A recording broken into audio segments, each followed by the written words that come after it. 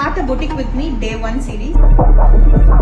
ரெண்டு type of boutique இருக்கு. அதுல உங்களுக்கு எந்த பொட்டிக் செட் ஆகும் அப்படின்றத கீழே கமெண்ட்ல சொல்லுங்க. ஒன்னு சர்வீஸ் பேஸ்ட் பொட்டிக், இன்னொன்னு retail based boutique. Retail based boutique அப்படின்னா நம்ம ஒரு ப்ராடக்ட் ஒரு ஷாப்ல இருந்து பர்ச்சேஸ் பண்ணிட்டு வரது. இது யூஸ்வலா நீங்க எவ்வளவு சேல் பண்றீங்களோ ப்ராடக்ட் அதுக்கேற்ற மாதிரியான ப்ராஃபிட் மார்ஜின் உங்களுக்கு இருக்கும். இதே சர்வீஸ் பேஸ்ட் பொட்டிக் அப்படின்னா ஒரு கஸ்டமர் வராங்கன்னா அவங்களுக்கு கஸ்டமைசேஷன் பண்ணுவீங்க. ஃபார் எக்ஸாம்பிள் ஸ்டிச்சிங், டிசைனிங் இதெல்லாம் பண்ணி ஒரு எண்ட் ப்ராடக்ட் அவங்க கிட்ட கொடுப்பீங்க. மெட்டீரியல்ஸ் அவங்க கொடுப்பாங்க, நீங்க அவங்களுக்கு ஸ்டிச் பண்ணி கொடுப்பீங்க. சில சக்சஸ்ஃபுல் பொட்டிக் என்ன பண்ணுவாங்க தெரியுமா? சர்வீஸ் பிளஸ் ரீட்டைல் வந்து எப்பயுமே வச்சிருப்பாங்க. நீங்க பெரிய பிராண்ட்ஸ் எடுத்துக்கிட்டீங்கன்னா அவங்க ஸ்டோர்லயே ஃபேப்ரிக்கும் இருக்கும், உள்ளேயே டிசைனரும் இருப்பாங்க, அங்கேயே ஸ்டிச் பண்ணி கொடுப்பாங்க. சோ அவங்களுக்கு டபுள் த ப்ராஃபிட் வரும். ப்ராடக்ட்டும் ஒரு பக்கம் சேல் ஆகும், பிளஸ் அவங்க கிட்ட அந்த சர்வீஸும் அவைல் பண்ணிப்பாங்க. ஒரு 1 lakh வர வேண்டிய இடத்துல ஒரு 2 lakh அவங்களுக்கு இன்கம் சோர்ஸ் ஜெனரேட் ஆகும்.